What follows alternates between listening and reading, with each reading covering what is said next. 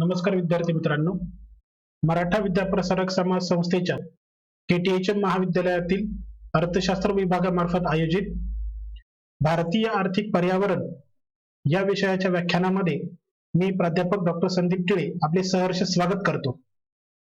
विद्यार्थी मित्रांनो, भारतीय आर्थिक पर्यावरण या विषयामध्ये आपण भारतीय अर्थव्यवस्था, त्या अर्थव्यवस्थेचे विविध अंग, त्या अर्थव्यवस्थेची वैशिष्ट्ये या सर्व घटकांचा अभ्यास करणार आहोत.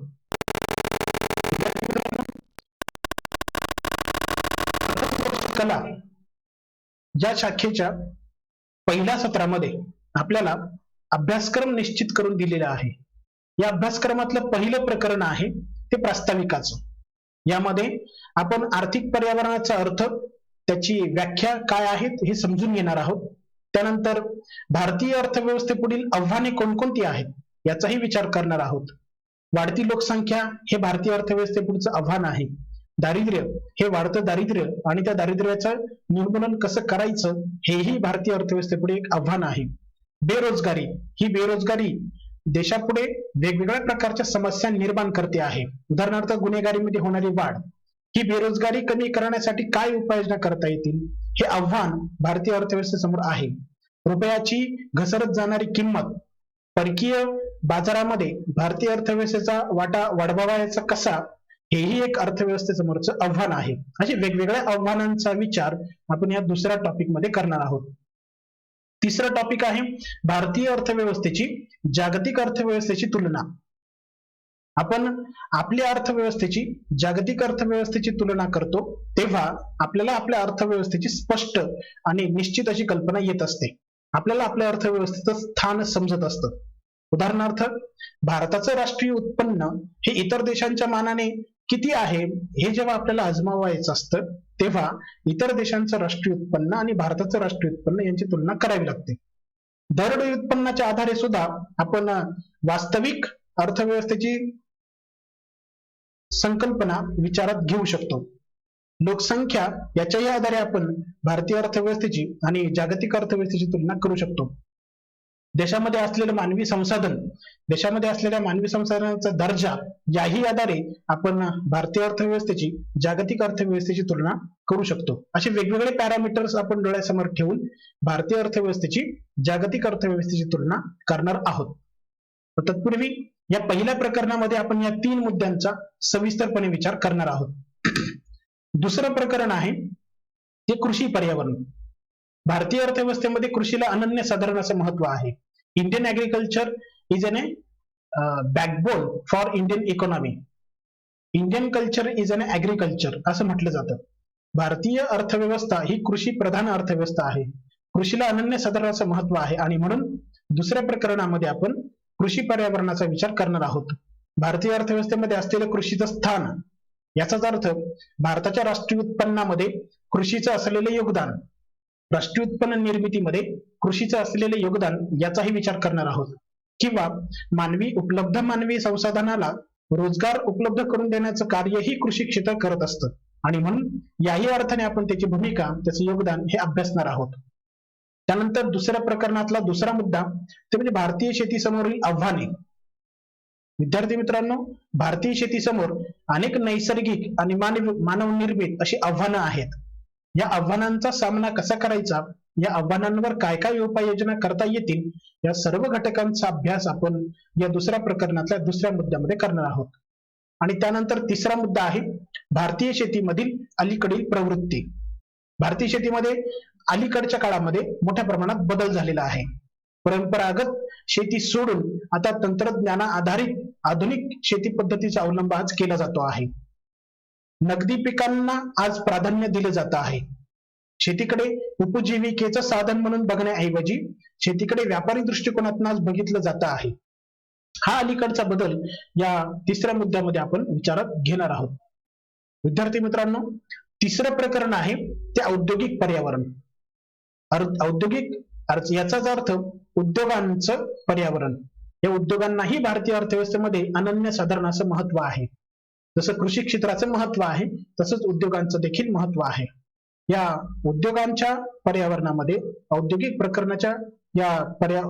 पर्यावरण या प्रकरणामध्ये आपण भारतीय आर्थिक विकासातील उद्योगांची भूमिका याचा विचार करणार आहोत. उद्योग रोजगार निर्मिती करत असतात. उद्योगांमुळे गुंतवणुकीमध्ये वाढ होते, बचतीला चालना मिळते, परकीय गुंतवणुकीचा ओघ भारतीय अर्थव्यवस्थेकडे वाढायला सुरुवात होते, दर्जेदार कच्च्या मालाचं उत्पादन करणं शक्य होतं, मानवी संसाधनाचा दर्जाही वाढवणं शक्य होतं. अशा वेगवेगळ्या अंगांनी आपण भारतीय उद्योगांचं अर्थव्यवस्थेतलं महत्व किंवा त्याची भूमिका विचारात घेणार आहोत. त्यानंतर विद्यार्थी मित्रांनो, दुसरा जो मुद्दा आहे तो 1991 चे आर्थिक धोरण. 1991 नंतर भारतीय अर्थव्यवस्थेमध्ये आमूलाग्र बदल घडवून आणेल अशा आर्थिक धोरणाची, औद्योगिक धोरणाची अंमलबजावणी केली गेली. या औद्योगिक धोरणाला 1991च्या आर्थिक धोरणाला, अर्थातच औद्योगिक धोरणाला फार मोठी पार्श्वभूमी आहे, याचा विचार आपण नंतर करूया. पण 1991च्या आधी भारतीय अर्थव्यवस्था जी बंदिस्त अर्थव्यवस्था म्हणून ओळखली जात होती, ती अर्थव्यवस्था मुक्त अर्थव्यवस्था म्हणून ओळखली जाऊ लागलेली आहे. हा भारतीय अर्थव्यवस्थेमध्ये झालेला ड्रास्टिक चेंज हा का झाला याचाही विचार आपण 1991च्या औद्योगिक धोरणांतर्गत करणार आहोत. या 1991च्या औद्योगिक धोरणाची वैशिष्ट्ये, त्यामध्ये शासनाने अंमलात आणलेल्या उपाययोजना, या सर्वांचा विचार आपण 1991च्या औद्योगिक धोरणांतर्गत करणार आहोत. तिसरा जो मुद्दा आहे तो भारतीय उद्योगांसमोरील आव्हाने. आजही भारतीय उद्योगांसमोर परकीय उद्योगांच्या स्पर्धेचं फार मोठं आव्हान आहे. या परकीय उद्योगांच्या स्पर्धेमध्ये टिकून राहणं हे भारतीय उद्योगांना अत्यंत जिकिरीचं जातं आहे. त्यांच्या उत्पादनाची क्षमता आणि भारतीय उद्योगांच्या उत्पादनाची क्षमता याची तुलना जर केली तर यामध्ये आपल्याला फार मोठा फरक जाणवेल. आणि म्हणूनच ही उत्पादन क्षमता वाढवायची कशी, उत्पादन खर्च कमी करून दर्जेदार माल उत्पादित कसा करावयाचा, यासारखी आव्हाने या भारतीय उद्योगांसमोर आहेत. आणि या सर्व आव्हानांचा विचार आपण भारतीय उद्योगांसमोरील आव्हाने या टॉपिक मध्ये करणार आहोत. त्यानंतर चौथा मुद्दा आहे तो म्हणजे सूक्ष्म, लघु आणि मध्यम उद्योग. या टॉपिक मध्ये आपण सूक्ष्म, लघु आणि मध्यम उद्योगांची जी वर्गवारी शासनाने केलेली आहे गुंतवणुकीच्या आधारे, की किती लाखांपर्यंत गुंतवणूक संबंधित उद्योगांमध्ये केलेली असते, त्या गुंतवणुकीच्या मर्यादेच्या आधारे आपण सूक्ष्म, लघु आणि मध्यम या तीनही उद्योगांची रचना लक्षात घेणार आहोत. आणि त्यानंतर या सूक्ष्म, लघु आणि मध्यम उद्योगांचीही अर्थव्यवस्थेतली भूमिका, त्यांचं महत्व याचा विचार आपण करणार आहोत. त्यानंतर चौथा मुद्दा आहे तो म्हणजे भारतीय बहुराष्ट्रीय कंपन्या. बहुराष्ट्रीय कंपन्या याचा अर्थ की ज्या राष्ट्रीय कंपन्यांचं मुख्यालय हे एका देशामध्ये आहे, परंतु त्यांचा शाखीय विस्तार मात्र इतर देशांमध्ये झालेला आहे. भारतामध्ये अशा अनेक कंपन्या आहेत, भारतीय कंपन्या आहेत की ज्या विदेशामध्येही कार्य करत आहेत. टाटा स्टील कंपनी आहे, किंवा हिंदाल्को आहे, किंवा रिलायन्स इंडस्ट्री आहे, किंवा बिर्ला इंडस्ट्री आहे. अशा अनेक इंडस्ट्रीज आहेत, किंवा LIC आहे, SBI आहे, यांचेही विदेशामध्ये मोठ्या प्रमाणात शाखीय विस्तार झालेला आहे. आणि त्या भारतीय कंपन्या, भारतीय उद्योग परदेशामध्ये आपल्या सेवा देत आहेत. तर अशा प्रकारे आपण या सर्व अभ्यासक्रमाचा विचार या ठिकाणी करणार आहोत. विद्यार्थी मित्रांनो, तत्पूर्वी आर्थिक पर्यावरण आणि त्या पर्यावरणाचा अर्थ किंवा व्याख्या काय आहेत याचाही आपण विचार करूया. म्हणजेच आर्थिक पर्यावरणाचा अर्थ आपण समजून घेऊया. सर्वप्रथम विद्यार्थी मित्रांनो,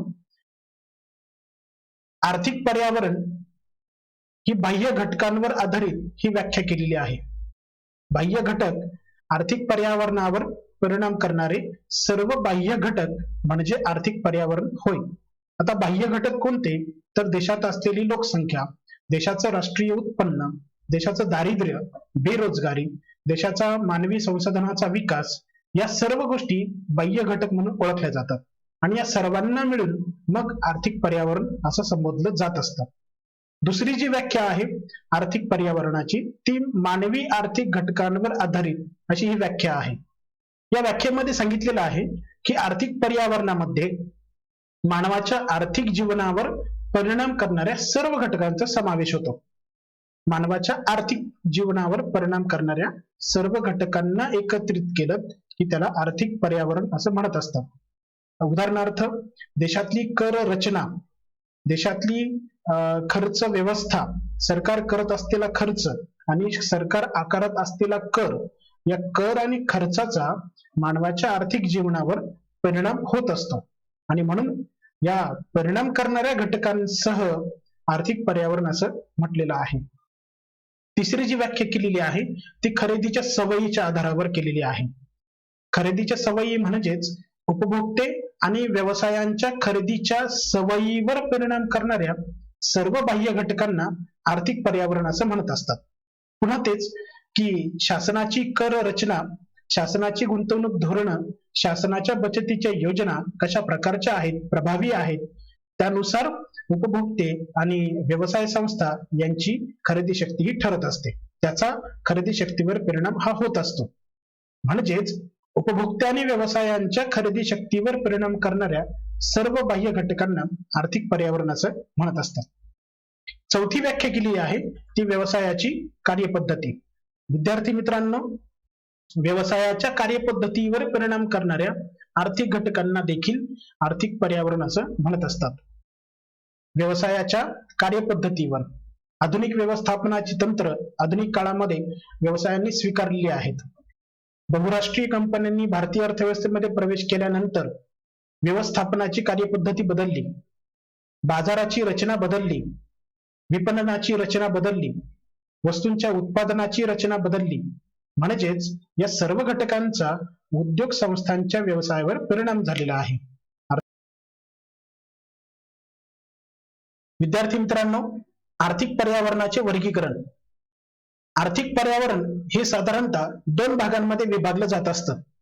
त्यातला पहिला भाग आहे समग्रलक्षी पर्यावरण आणि दुसरा भाग आहे सूक्ष्मलक्षी पर्यावरण. समग्र याचा अर्थ एकीकृत, एकत्रित, संपूर्ण. जेव्हा संपूर्ण अर्थव्यवस्थेचा विचार केला जातो, एकूण अर्थव्यवस्थेचा विचार केला जातो किंवा संपूर्ण अर्थव्यवस्थेवर परिणाम करणाऱ्या घटकांचा विचार केला जातो, तेव्हा त्याला समग्रलक्षी पर्यावरणाचे घटक असं म्हटलं जातं. उदाहरणार्थ, देशातली रोजगाराची पातळी, देशातला चलनवाढीचा दर, देशातले करांचे दर हे समग्रलक्षी पर्यावरणाचे घटक आहेत. त्याचप्रमाणे परकीय विनिमय दर, चलनविषयक आणि राजकोषीय धोरणं हेही समग्रलक्षी पर्यावरणाचे घटक आहेत. त्यानंतर देशामध्ये उत्पन्न निर्मितीचा दर, देशामध्ये असलेला बँकांचा व्याजाचा दर, बचतीचा दर किंवा देशातली घसरण अर्थात देशात असलेली आर्थिक मंदी किंवा तेजी, या सर्व घटकांना समग्रलक्षी पर्यावरण म्हणून ओळखलं जातं. दुसरा जो भाग आहे सूक्ष्मलक्षी पर्यावरण. सूक्ष्मलक्षी पर्यावरणांतर्गत बाजाराचे आकारमान, पुरवठा यासारख्या घटकांचा अभ्यास हा होत असतो. आता बाजारांचे आकारमान याचा विचार करत असताना बाजार म्हणजे अर्थशास्त्रामध्ये अपेक्षित असलेले पूर्ण स्पर्धा, मक्तेदारी, मक्तेदारीयुक्त स्पर्धा, अल्पजनाधिकार, द्वयाधिकार यासारख्या बाजारांच्या प्रकारांचा विचार हा केलेला आहे. यासारख्या बाजारांचा आकारमान हा सूक्ष्मलक्षी पर्यावरणाचा अभ्यास विषय आहे. त्यानंतर पुरवठादार, त्यांची वितरण साखळी याही घटकांचा अभ्यास सूक्ष्मलक्षी पर्यावरणांतर्गत हा केला जात असतो. त्यानंतर बाजारात असलेली ग्राहकांची मागणी, वेगवेगळ्या उत्पादकांच्या उत्पादनाला असलेली स्पर्धा म्हणजेच स्पर्धक, याही घटकांचा अभ्यास हा सूक्ष्मलक्षी पर्यावरणांतर्गत हा होत असतो. त्यानंतर विद्यार्थी मित्रांनो, आर्थिक पर्यावरणाची वैशिष्ट्ये कोणकोणती आहेत याचाही आपण विचार करणार आहोत. आर्थिक पर्यावरणाचं पहिलं वैशिष्ट्य आहे ते म्हणजे आर्थिक व्यवहार. आर्थिक पर्यावरण हे आर्थिक व्यवहारांशी संबंधित असतं. देशातलं शासन, देशातले नागरिक, देशातल्या उद्योग संस्था, व्यवसाय संस्था ज्या काही वेगवेगळ्या प्रकारच्या खरेदी आणि विक्रीचे व्यवहार करतात त्यांना आपण आर्थिक व्यवहार असं म्हणत असतो. आणि या आर्थिक व्यवहाराचा समावेश आर्थिक पर्यावरणामध्ये होत असतो. विद्यार्थी मित्रांनो, आर्थिक पर्यावरणाचं दुसरं वैशिष्ट्य आहे ते म्हणजे गतिशीलता. आर्थिक पर्यावरण हे गतिशील असतं. अर्थव्यवस्था ही गतिशील असते. सातत्याने अर्थव्यवस्थेमध्ये बदल हा होत असतो. कालांतराने अर्थव्यवस्थेमध्ये बदल हा होत असतो. अर्थव्यवस्थेमध्ये कधी उच्चावचने येत असतात, अर्थव्यवस्थेमध्ये कधी मंदी येते, अर्थव्यवस्थेमध्ये कधी तेजी येत असते. आर्थिक तेजी आणि मंदीची जी चक्र आहेत ही आर्थिक पर्यावरणामध्ये गतिशीलता निर्माण करत असतात. याचा अर्थ आर्थिक पर्यावरणाचं दुसरं वैशिष्ट्य म्हणजे गतिशीलता. आर्थिक पर्यावरण हे गतिशील असतं. तिसरं वैशिष्ट्य आहे आर्थिक पर्यावरणाचे प्रकार. साधारणतः अर्थव्यवस्थेचे दोन भागांमध्ये दोन प्रकार केले जाऊ शकतात. एक आहे मुक्त आर्थिक पर्यावरण आणि दुसरं आहे बंदिस्त आर्थिक पर्यावरण. मुक्त आर्थिक पर्यावरण म्हणजे ज्या अर्थव्यवस्थेवर कुठल्याही प्रकारची नियंत्रणे नाहीत, ज्या अर्थव्यवस्थेमध्ये परकीय व्यापार मुक्त आहे, ज्या अर्थव्यवस्थेतल्या आयात निर्यातीवर कोणत्याही प्रकारची निर्बंध नाहीत किंवा असली तरी ती अत्यंत कमी आहेत. विदेशी गुंतवणूकदारांना स्वदेशी बाजारपेठेमध्ये येण्यावर कुठल्याही प्रकारची बंधने नसतात, तेव्हा त्याला मुक्त आर्थिक पर्यावरण असं म्हटलं जात असतं. स्वदेशी गुंतवणूकदारांना स्वदेशी उत्पादकांनाही विदेशी बाजारपेठांमध्ये स्पर्धा करण्यावर कुठल्याही प्रकारच्या मर्यादा, कुठल्याही प्रकारची बंधने घातलेली नसतात, तेव्हा त्याला मुक्त आर्थिक पर्यावरण असं म्हणत असतात. दुसरा जो प्रकार आहे तो म्हणजे बंदिस्त पर्यावरण, बंदिस्त आर्थिक पर्यावरण. मुक्त आर्थिक पर्यावरणाच्या अगदी विरुद्ध. यामध्ये परकीय व्यापारावर बंधने घातलेली असतात. विदेशी गुंतवणूकदारांना स्वदेशी बाजारपेठेमध्ये प्रवेश करण्यावर बंधने घातलेली असतात. स्वदेशी गुंतवणूकदारांनाही विदेशी बाजारांमध्ये जाऊन स्पर्धा करण्यावर वेगवेगळ्या प्रकारच्या मर्यादा या घातलेल्या असतात. याला बंदिस्त आर्थिक पर्यावरण असं म्हणत असतात. म्हणजेच आर्थिक पर्यावरणाचे जे वैशिष्ट्य आहे प्रकार, त्यात दोन प्रकार आहेत, मुक्त आर्थिक पर्यावरण आणि दुसरं बंदिस्त आर्थिक पर्यावरण.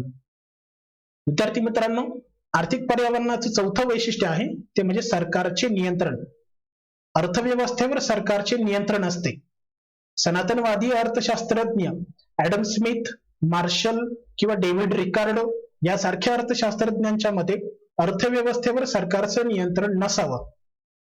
पण अलीकडच्या काळामध्ये जॉन मेनार्ड केन्स असेल किंवा मिल्टन फ्रीडमन असेल यासारख्या अर्थशास्त्रज्ञांनी, आधुनिक अर्थतज्ञांनी सरकारचं अर्थव्यवस्थेवरती नियंत्रण असावं हे उदाहरण स्पष्ट करून दिलेलं आहे, प्रमाण स्पष्ट करून दिलेलं आहे.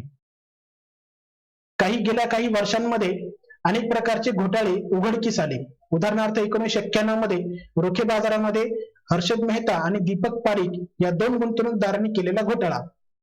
या दोन्ही घोटाळ्यांमुळे शेअर बाजारावरचा गुंतवणूकदारांचा विश्वास उडाला. गुंतवणूकदार बाजारामध्ये गुंतवणूक करायला तयार नव्हते आणि म्हणून सरकारने 1990-91 मध्ये सेबीची स्थापना केली. Securities exchange board of India नावाची भांडवल बाजाराचं नियमन आणि नियंत्रण करणारी सर्वोच्च अधिकारी संस्था सरकारने स्थापन केली. या संस्थेचं मुख्य उद्दिष्ट आहे ते म्हणजे गुंतवणूकदारांच्या हितसंबंधांचं रक्षण करणं. आणि म्हणून अलीकडच्या काळामध्ये रोखे बाजार, शेअर बाजार, म्युच्युअल फंडांचा बाजार या बाजारावरचा गुंतवणूकदारांचा विश्वास आता वाढीस लागलेला आहे. म्हणजेच काय, सरकारचं नियंत्रण हे अर्थव्यवस्थेवरती असतं आणि असलं पाहिजे हे आपण या ठिकाणी लक्षात घेऊया. अर्थात सरकारचे नियंत्रण हे आर्थिक पर्यावरणाचं वैशिष्ट्य आहे. त्यानंतर पाचवं वैशिष्ट्य आहे ते म्हणजे सामाजिक आणि आर्थिक पायाभूत सुविधा. सामाजिक पायाभूत सुविधांमध्ये शिक्षण, आरोग्य, सांडपाण्याची व्यवस्था, वाहतुकीची व्यवस्था या बाबींचा विचार केला जाऊ शकतो.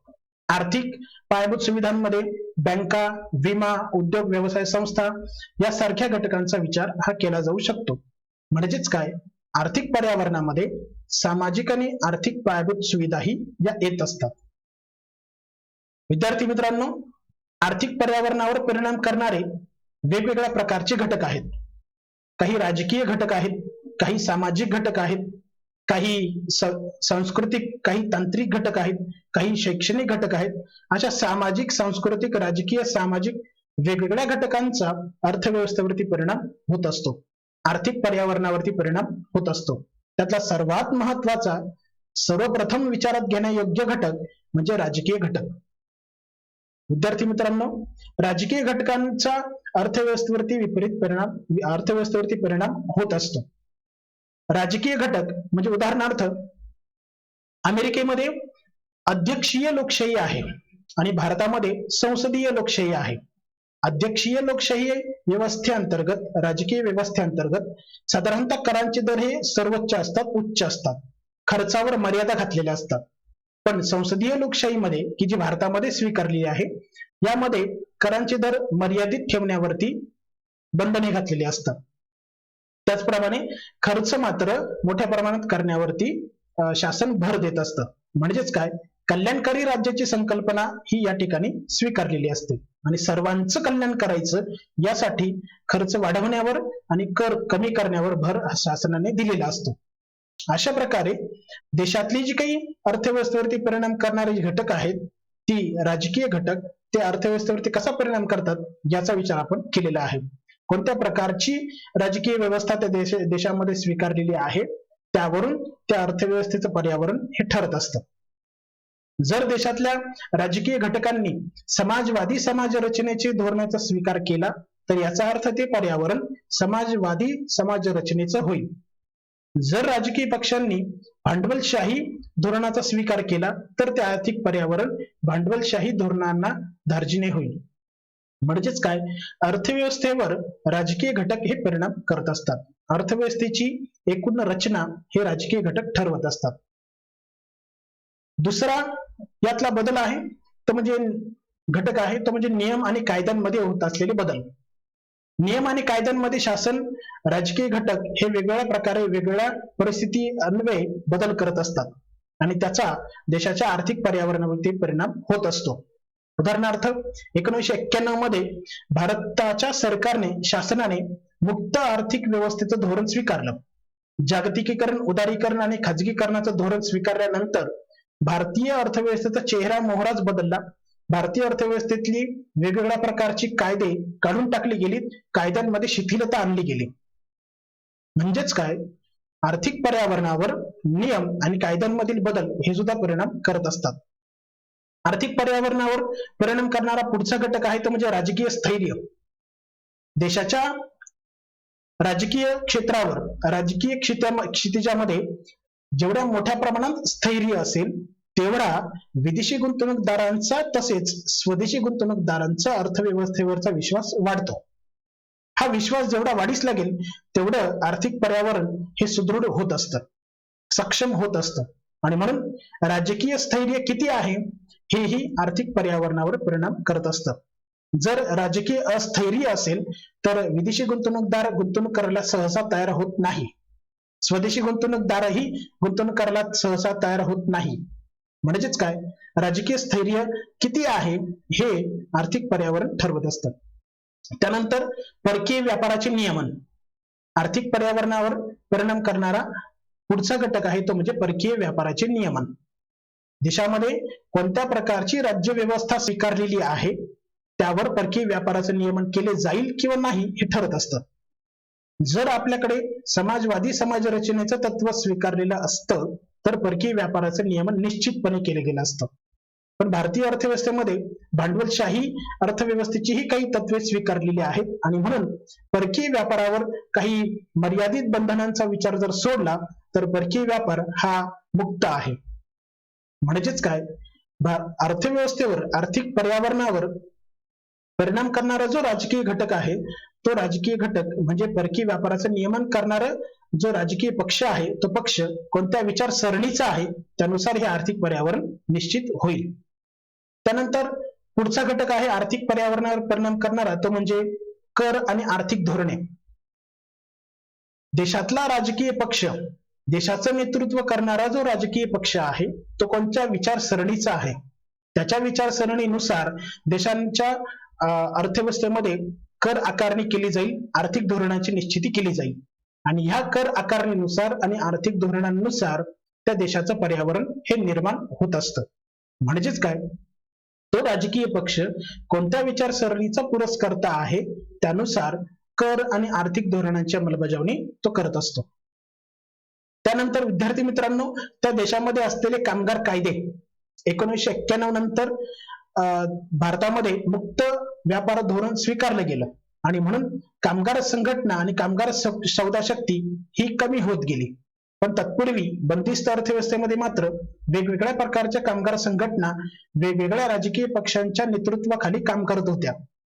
All India trade union Congress किंवा Indian national trade union Congress किंवा हिंदू मजदूर सभा अशा वेगवेगळ्या प्रकारच्या कामगार संघटना वेगवेगळ्या राजकीय नेतृत्वाखाली काम करत होत्या आणि ह्या कामगार संघटनांचा अर्थव्यवस्थेवरती फार मोठा दबाव होता आणि म्हणजेच काय, कामगार संघटनांनी मग स्वतःच्या कामगारांना फायदे मिळवून देण्याच्या दृष्टीने शासन व्यवस्थेवरती दबाव निर्माण करून कायदे निर्माण केले गेले आणि कामगारांना न्याय मिळवून देण्याचा प्रयत्न त्यांनी केला.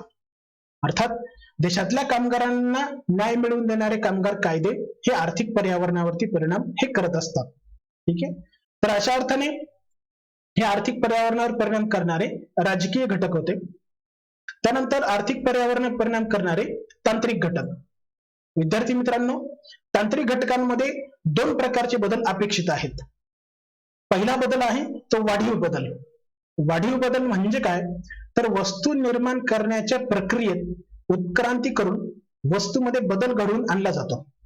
म्हणजेच काय, उत्पादन करण्याची क्षमता वाढवली जाते आणि वस्तूचा दर्जा, वस्तूची गुणवत्ता ही सुधारली जाते, वाढवली जात असते. याला वाढीव बदल असं म्हणत असतात. उदाहरणार्थ, काही वर्षांपूर्वी सर्वसाधारण मोबाईल आज अँड्रॉइड मोबाईल मध्ये रूपांतरित झालेले आहेत. अनेक प्रकारच्या सेवा या मोबाईल मध्ये आपल्याला उपलब्ध झालेल्या आहेत.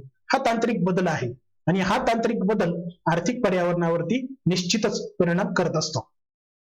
त्यानंतर दुसरा बदल आहे तो म्हणजे मूलगामी बदल. मूलगामी बदल याचा अर्थ पूर्णपणे नवीन वस्तू अथवा पूर्णपणे बदल केले जातात. नव्यानेच नवीन वस्तू निर्माण करून ती वस्तू बाजारामध्ये आणली जात असते आणि हेही तांत्रिक घटक आर्थिक पर्यावरणावरती परिणाम हे करत असतात. त्यानंतर विद्यार्थी मित्रांनो, आर्थिक पर्यावरणावर परिणाम करणारे काही सामाजिक घटक देखील आहेत. त्यातला पहिला घटक आहे लोकसंख्या. देशामध्ये उपलब्ध असलेली कुशल लोकसंख्या ही औद्योगिक विकासाला सहाय्यक असते. स्किल्ड मॅनपॉवर हे औद्योगिक विकासाला अत्यंत हितकारी असतं. देशातल्या नागरिकांचं स्किल जेवढं जास्त तेवढं औद्योगिक विकास हा वेगाने होत असतो. म्हणजेच काय, लोकसंख्या आणि त्या लोकसंख्येत उपलब्ध असणारं कुशल मनुष्यबळ हे औद्योगिक पर्यावरण ठरवत असतं, आर्थिक पर्यावरण हे ठरवत असतं. त्यानंतर बेकारी, दारिद्र्य, उपासमार, अनैतिकता याही घटकांचा आर्थिक पर्यावरणावरती परिणाम होत असतो. एकूण लोकसंख्येमध्ये बेरोजगार लोकसंख्या जर जास्त असेल तर आर्थिक पर्यावरणावरती विपरीत परिणाम होत असतो. उपासमारी जर जास्त असेल तर त्याचाही आर्थिक पर्यावरणावरती विपरीत परिणाम होत असतो. म्हणजेच लोकसंख्येच्या अनुषंगाने आपण आर्थिक पर्यावरणावर परिणाम करणारे हे सामाजिक घटक विचारात घेऊ शकतो. त्यानंतर दुसरा मुद्दा आहे तो म्हणजे शिक्षण व्यवस्था. शिक्षण व्यवस्थेचा देशाच्या कृषी, उद्योग आणि व्यापारावरती प्रभाव पडलेला असतो. शिक्षण व्यवस्थेअंतर्गत संशोधन आणि विकासाला जे प्राधान्य दिलं जातं त्याचा आर्थिक विकासावरती परिणाम होत असतो. शिक्षण व्यवस्थेअंतर्गत उपलब्ध होणारं दर्जेदार मनुष्यबळ हे आर्थिक विकासाला सहाय्यक ठरत असतं आणि ते आर्थिक पर्यावरणाची निर्मिती करत असतात. त्यानंतर तिसरा घटक आहे तो म्हणजे सांस्कृतिक घटक. कामगार किंवा व्यवस्थापन, विपणन, विक्री किंवा वितरण यासारख्या घटकांचा परिणाम हा आर्थिक पर्यावरणावरती होत असतो आणि हे सगळे सांस्कृतिक घटक हेही सामाजिक घटक म्हणून ओळखले जातात की जे आर्थिक पर्यावरणावरती परिणाम करत असतात. धन्यवाद.